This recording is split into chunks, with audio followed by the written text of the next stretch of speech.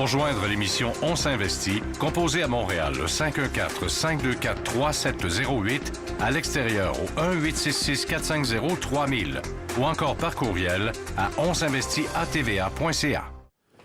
Alors, prochain 30 minutes, on parle de fiscalité. Patrick Saint-Onge est un spécialiste en fiscalité. Vous le voyez depuis 3 ans maintenant, régulièrement pendant le temps des fêtes, pour notre planification fiscale concernant vos investissements. Parlons justement d'investissement. Il y en a beaucoup qui nous écoutent, qui sont des entrepreneurs, qui ont décidé de s'incorporer.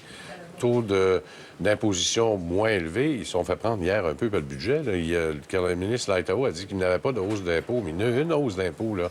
On passe de 8 à 11,8 pour les entrepreneurs de moins de 4 employés. Exactement. Là, il a financé certaines baisses d'impôts sur le dos là, des travailleurs autonomes incorporés ou des professionnels incorporés en leur faisant perdre ce qu'on appelle la déduction petite entreprise. Donc, au provincial, on avait une déduction de 3,9 Donc, c'était quand même important là, côté déduction là, pour ces individus-là parce que l'impôt total payé par la corporation sur le premier 500 000 de profit était beaucoup moins. Mais là où c'est encore plus dommageable, c'est que lorsqu'on regarde depuis 2-3 ans, là, il y a eu plusieurs hausses d'impôts sur le taux du dividende. Donc, ce qu'on nous avait dit, c'est qu'on avait besoin là, de faire arrimer les crédits d'impôt pour dividende avec l'impôt qui était véritablement payé par la société. Là. Donc, mais là, avec cette hausse-là, ce qui arrive, c'est que le taux d'impôt qui va être payé par la société et le crédit d'impôt ne fonctionne plus. Donc, ultimement, un actionnaire, du moins un travailleur autonome qui serait incorporé, gagne son revenu à travers la société, paye le 22,9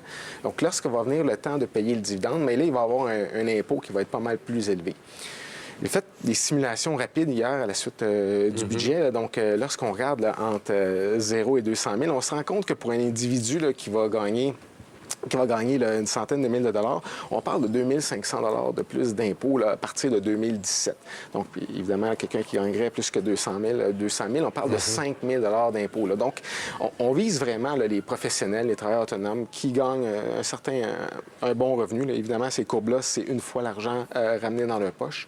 Donc, on voit que c'est pas quelque chose qui est anodin. Là. On parle encore d'un 2-3 d'impôt, d'augmentation. Donc, je pense qu'il faisait véritablement une classe de travailleurs dans ce genre. Je pense qu'il visait les médecins beaucoup plus que d'autres choses. Là. Parce qu'il avait dit que les médecins, ils se feraient ramasser. Parce ce qu'il dit, c'est que la déduction de petite entreprise, là, ce qui bénéficiait de la réduction de taux, c'était pour les entreprises qui investissent, qui engagent les employés. Donc, selon la politique fiscale, mais ça ne sera pas rencontré effectivement par les médecins et certains travailleurs autonomes qui sont en solo et puis qui génèrent du revenu d'entreprise. Donc, c'est comme ça qu'ils réussissent à le passer. Puis évidemment, il y avait beaucoup de critiques là, pour les médecins incorporés. Là.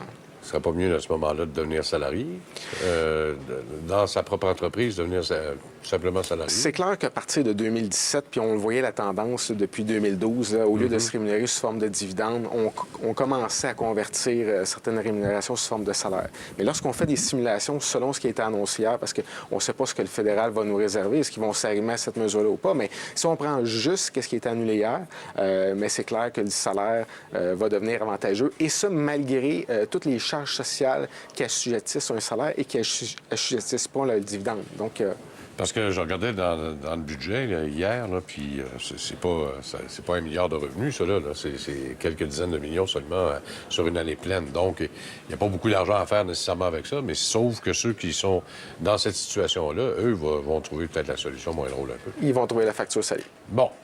Alors, revenons un peu aux déclarations de revenus de cette année. Donc, il y a des nouveautés. D'abord, au fédéral, il y a le fractionnement de revenus des familles, puis au Québec, bien, il n'y a plus de fractionnement de revenus, 65 ans et moins. Oui, on pourrait dire que c'est un peu l'année là, du fractionnement là, pour les contribuables.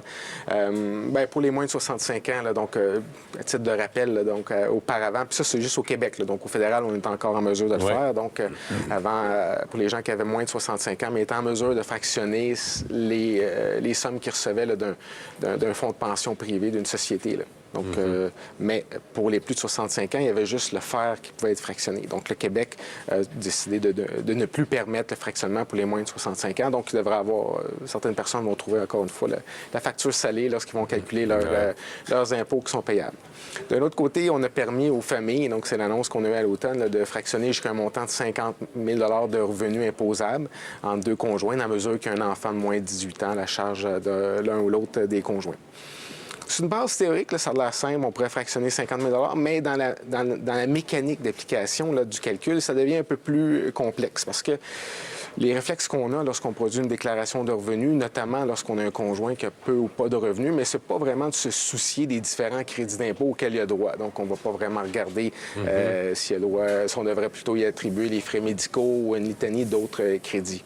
Sauf que dans la mécanique de calcul du fractionnement, même si un conjoint n'a pas de revenus ou n'a pas d'impôt payable, pour maximiser le crédit, parce que le crédit, ce qu'il vient faire, c'est qu'ils ont voulu rendre ça quand même assez simple dans son application, mais quand on le regarde, là, c'est vraiment pas simple. Non. Donc, ce que ça dit, c'est que, bon, vous fractionnez le revenu, puis après ça, vous allez calculer l'impôt payable en fonction des nouveaux revenus fractionnés. Puis, vous n'allez pas refaire la déclaration de revenus. Donc, vous allez simplement reprendre les crédits d'impôt que vous aviez pris, vous aviez réclamé dans la déclaration de base. Donc, pour notre individu qui n'a pas de revenus, donc si on n'a pas réclamé de crédit de son côté, mais on ne pourra pas les reprendre dans la mécanique, si on veut, du revenu fractionné. Donc, ce qui ferait qu'on ne pourrait pas... On serait peut-être pas dans une situation de maximisation. Donc, ce que les gens, ce qu'ils retiennent, c'est que lorsqu'ils vont préparer leur déclaration de revenus, s'ils ne réussissent pas à atteindre le 2 000 de maximum d'impôt, du crédit d'impôt, bien, il y a peut-être du travail à faire du côté des crédits d'impôt pour le conjoint qui a le revenu le moins élevé pour le maximiser. Là. Donc, c'est là que le travail se fait, donc, pour arriver là, à quelque chose d'optimal. Et c'est pour ça que les logiciels le font de façon automatique, parce que pour ceux qui... je pourrais aller pendant la pause commerciale, avant de répondre aux questions, aller chercher l'annexe 1A, parce que c'est dans cette annexe-là que se fait le calcul. Hey, c'est compliqué en bébite, là. Pour monsieur, madame, tout le monde, faire ça à mitaine, c'est impossible. C'est très compliqué. Donc, puis il y a des décisions à prendre, il y a des choix, donc... Pour nos investisseurs, le T1135, d'ailleurs, on aura des questions là-dessus tantôt. Là. Qu'est-ce qu'on fait avec ça, le T1135? Ça, c'est la déclaration des placements étrangers. Des placements et des biens à l'étranger. Exact. On est rendu à la 4e version. Donc, quand même, là, l'Agence du revenu là, nous a surpris à de nombreuses reprises là-dessus. Donc, le T1135, c'est pour nos épargnants là, qui détiennent des titres d'une société incorporé à l'étranger. Donc, souvent, les gens vont se dire « Ouais, mais moi, j'ai pas de biens à l'étranger, je détiens tout ça chez une institution financière. » Donc, le seul fait d'avoir une société qui est incorporée aux États-Unis, donc on pense à Apple, Microsoft ou une autre entité, mais ça devient un bien étranger pour l'investisseur. Donc, on doit faire un bilan étranger. Donc, la nouvelle position de l'agence, lorsqu'on détient ça auprès d'une institution financière, c'est que on vient, dans la partie 7 du formulaire, on vient dire que bien, on détient un compte dans une institution financière et puis on vient... Puis là, c'est là que ça se complique un peu. Il faut donner l'information pays par pays à travers le compte qu'on détient chez l'institution financière. Donc, on doit détenir la valeur maximale au cours de... la valeur en fin d'année puis la valeur maximale au cours de l'année. Donc, quand même, pour nos investisseurs, là, il y a un peu de travail à faire. L'Agence du revenu accepte qu'on utilise une valeur en fin de mois pour pas trop, du moins, faire un travail de comptabilité très sophistiqué. Mais il y a beaucoup d'informations à donner sur ce formulaire-là. Est-ce qu'il faut le traduire absolument en devise canadienne après? Oui, tout à fait. Est-ce qu'on prend le taux moyen ou s'il faut le prendre au moment où on prend la lecture? Moi, je prendrais le taux moyen là, sur ce formulaire-là. Donc, c'est parce que ça va devenir très, très compliqué. Là. À moins que quelqu'un ait rentré tout ça dans un système comptable là, sophistiqué. Là. Donc, mais pour les fins du formulaire, j'irais avec une valeur... Peut-être juste revenir à la citate d'avant, notre question, parce que ça répond en même temps à la question des taux de change. On s'est souvent posé la question, quel taux devrais-je utiliser pour calculer mes gains? Là? Donc, quand quelqu'un vient pour calculer son gain en capital, on doit utiliser le taux de la journée où on a soit acquis le bien, les actions, ou on les a vendues. Donc, ça, c'est ce qui doit être fait. On ne peut pas utiliser le taux moyen. Donc, on ne va pas dire, mais aujourd'hui, on est à 1,10, donc je calcule le produit de vente moins le coût d'achat historique à un taux qui est... Parce que à travers le taux de change, il y a une partie gain ou perte aussi. Là. Donc, lorsque vous avez investi, donc vous l'avez acheté un certain taux, lorsque vous le revendez, il y a un autre taux. Donc, il y a un gain ou une perte en capital implicite sur le taux de change. Bon, il y a eu beaucoup de spin-off là, cette année. Là. Rapidement, il nous reste 20 secondes. Je mettrai la nomenclature de ceux, des SMH qui ont été admissibles pour l'année. C'est quoi ça exactement? Ça, c'est un choix pour convertir un dividende en gain en capital. On sait qu'un gain en capital, c'est taxé à un taux qui est moindre. Donc, c'est important de le faire, sinon on paye plus d'impôts. Ah. C'est ce qu'il faut retenir de ce choix-là. Il y en a qui sont acceptés, d'autres pas. Exact. On va revenir après la pause. Pour joindre l'émission On s'investit, composez à Montréal le 514-524-3708, à l'extérieur au 1-866-450-3000 ou encore par courriel à onsinvestit@tva.ca. Bon, alors rapidement, avant de répondre à vos questions, il y a une question de dividende sur Google qu'on veut éclaircir tout de suite parce qu'on a eu beaucoup de questions là-dessus parce que c'était l'année de la transformation de Google avec des actions de classe C, des actions de classe A. On fait quoi avec ça? Donc, pour commencer, c'est pas une transaction qui serait admissible au choix dont je parlais avant la pause. Donc, on se demande tous combien il faut ajouter là, au revenu. Là. Donc, Google, ce qu'il a fait lorsqu'ils ont émis ces actions-là, parce qu'ils ont versé un dividende en actions. Donc, pour une action que vous déteniez en catégorie A, vous avez reçu une action en catégorie C. Donc, lorsqu'ils ont émis les actions de catégorie C, ils sont venus ajouter un dixième de scène à leur capital versé. Pourquoi c'est important de connaître le capital versé? C'est que d'un point de vue fiscal, le capital versé, lorsqu'un investisseur détient des actions dans une société, c'est l'argent que vous pouvez sortir sans impôt de la corporation. Donc, lorsqu'on a un dividende en action, la loi de l'impôt a dit combien tu vas pouvoir sortir dans le futur sans impôt de la société. Donc, si c'est un dixième de scène par action, on va te mettre un dividende de 1 dixième de scène.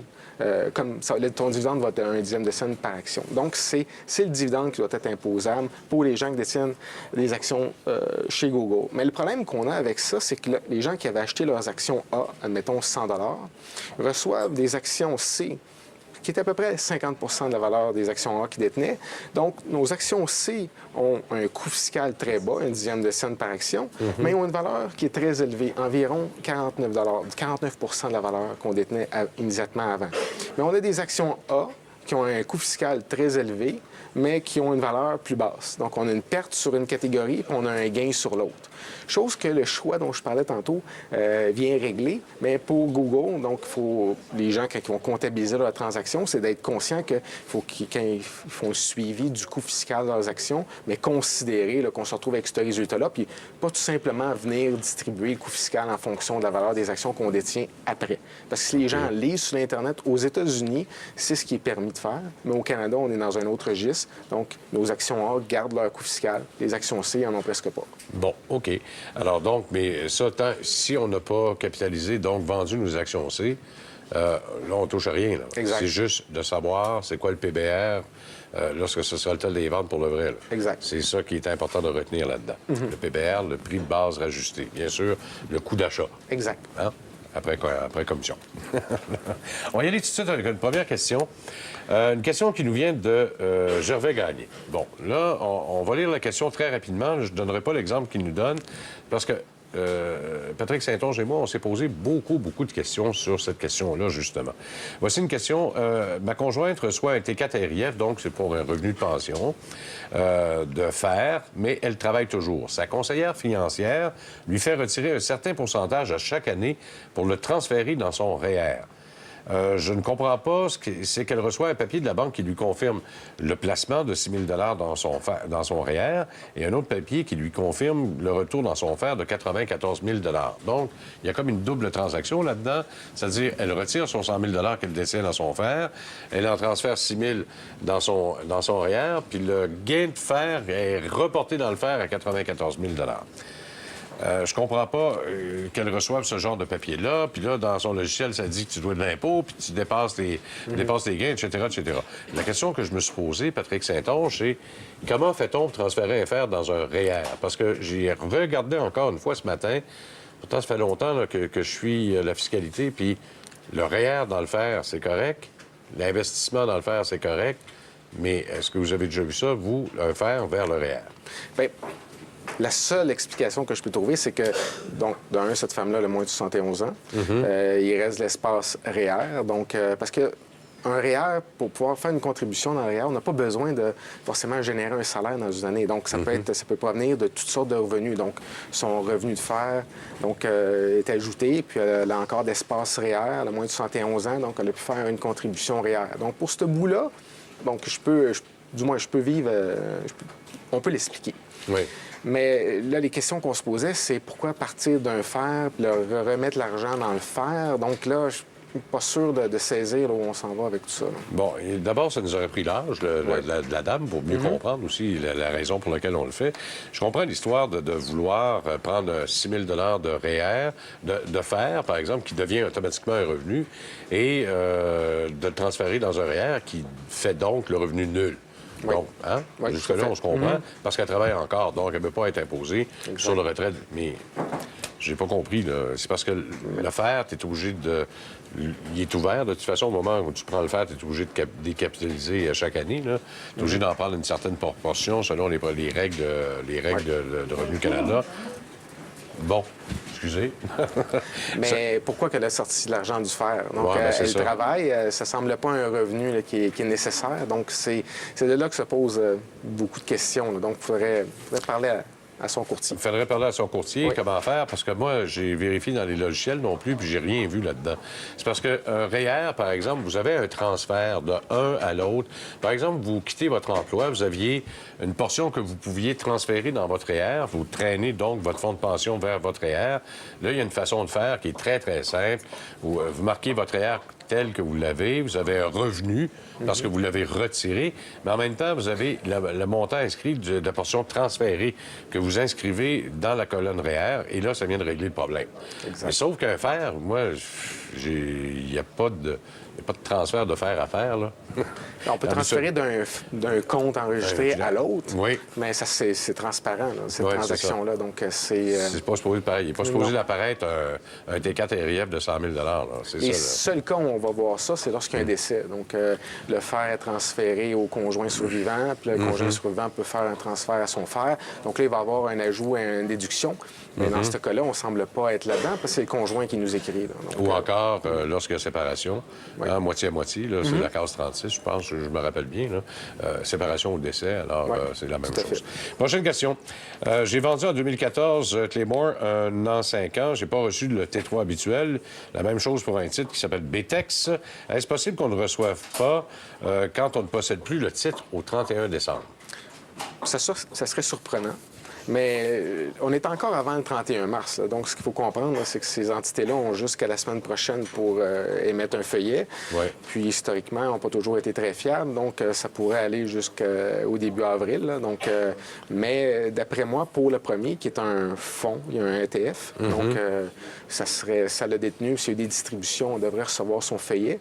Puis le deuxième, c'est une corporation. Donc, techniquement, si elle a détenu ses titres puis qu'elle n'a pas reçu de dividende, donc elle a vendu avant qu'il y ait déclaration de paiement du dividende, mais ça se pourrait qu'elle ne reçoive aucun T5. Bon, pour les ETF, par exemple, il y a un cas exceptionnel là-dedans, là, dans le sens où on m'a déjà expliqué, en tout cas nos experts qui viennent, qui sont des représentants d'ETF, que si vous possédez le titre au 31... Par exemple, vous ne possédez pas un titre au 31 décembre et que vous décidez de l'acheter au 15 décembre, par exemple, là, vous allez vous ramasser avec la facture fiscale de l'année complète. Oui. Vous allez recevoir le fameux T5 et là, vous n'aurez pas le choix. Peut-être que là, à ce moment-là, si on n'a pas le titre, c'est l'autre qui collecte la facture aussi. C'est peut-être ça. Oui, il y a ça en arrière. Ouais. Il faudrait vérifier. Il faudrait vérifier. Là, habituellement, ça vient avec... c'est dans l'acte de fiducie qu'on aurait ça. Là. Donc, mais vous avez raison que ça se pourrait qu'elle ne reçoive rien aussi. Là. Bon, excellent. Prochaine question, André de Magog qui aimerait savoir comment on fait un calcul de gain de capital sur une transaction en US. Alors, vous en avez donné une portion de réponse tout à l'heure, mais j'aimerais qu'on le répète. Je pose les deux hypothèses que lui nous a données. Je prends mon prix vendant en US, moi le prix coûtant en US, ce qui me donne mon gain de capital en dollars américains, et ce gain, j'applique le taux de change canadien. Deuxième réponse, je prends mon prix en canadien, prix américain, je convertis en canadien au moment de la vente. Je fais la même chose au moment de l'achat avec le taux de change applicable à ce moment-là, ce qui me donne le taux canadien aujourd'hui. C'est quoi la vraie réponse? Le premier scénario, il est erroné, donc on ne peut pas calculer le gain de cette manière-là. Il faut le faire comme vous l'avez expliqué dans le deuxième scénario. Donc, on prend le taux de change à la date de chacune des transactions, à l'achat et à la vente. Donc, puis là, ça nous donne un gain capital. Alors, si vous avez fait 50 transactions, bonne chance. C'est long en bébite, par exemple. Oui. C'est tout faire la conversion. Alors, faites-vous une feuille Excel. Je pense que c'est la meilleure façon. En faisant une feuille Excel, ça va être pas mal plus simple. L'autre question qui vient de Claude Larrain. Si je possède dans un fer plus de 100 000 $ américains en actions, devons-nous remplir un formulaire et payer un impôt américain?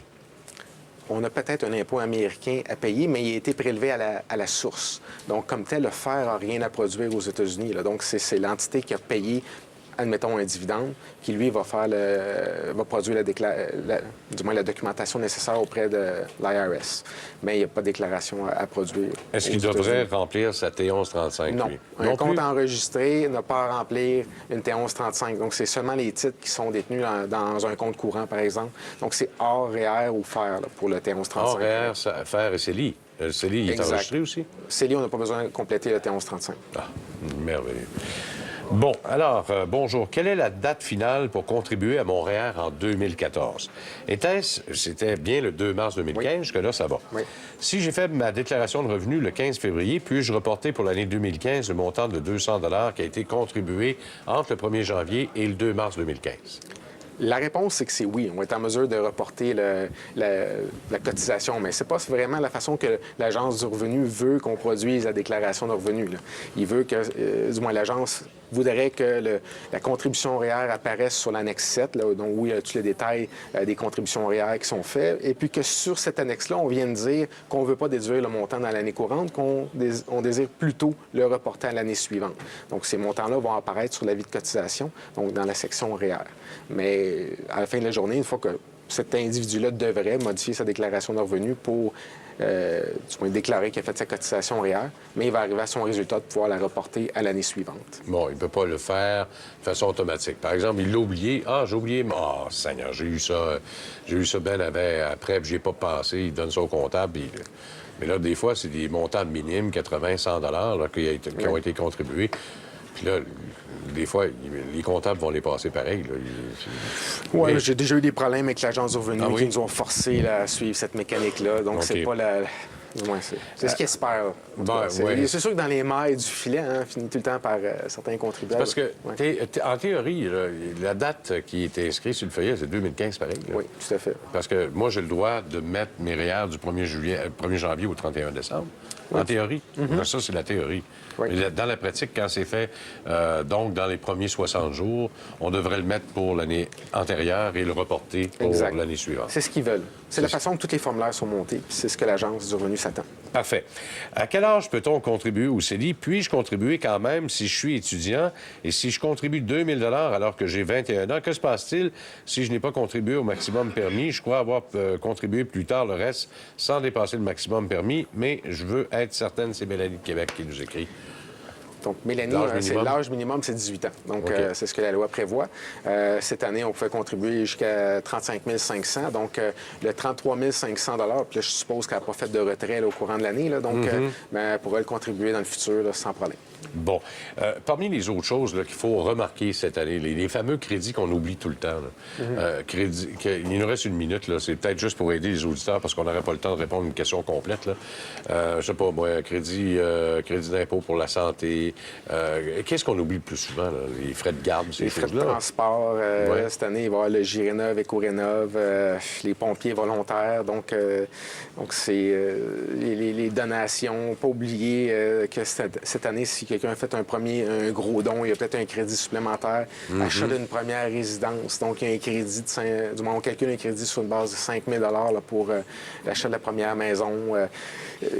Du moins, pas oublier les transferts entre conjoints. Donc, pas oublier de prendre une personne comme à charge. Donc, là, c'est peut-être du moins les frais de transport en commun. C'est un peu tout ça qu'il faut qu'il est à regarder. Et l'autre crédit que j'ai vu le plus souvent, qui n'est pas demandé, c'est vous êtes une personne handicapée et que vous êtes déclaré handicapé. Demandez donc votre crédit d'impôt pour personnes handicapées. Même si vous ne travaillez pas, vous pouvez le transférer à votre conjoint. Puis c'est tellement d'argent de sauver. Merci beaucoup, Patrick Saint-Onge. À lundi, tout le monde.